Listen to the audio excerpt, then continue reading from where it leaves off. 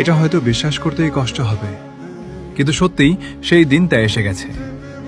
Cristiano Ronaldo নিজেই জানিয়েছেন football মাঠে এটাই তার শেষ মৌসুম, অর্থাৎ এই মৌসুম শেষ হলেই তিনি চিরতরে বিদায় নেবেন পেশাদার ফুটবল থেকে।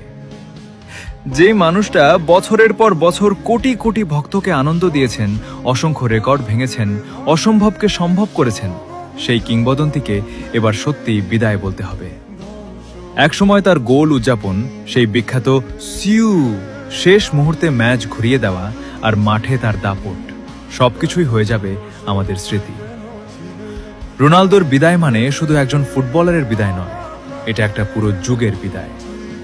মেসি, নেইমার, রোনালদোর মতো তিন কিংবদন্তিকে ঘিরে যে ফুটবলীয় যুগ আমরা উপভোগ করেছি, সেটাও ধীরে ধীরে ইতিহাস হয়ে যাচ্ছে।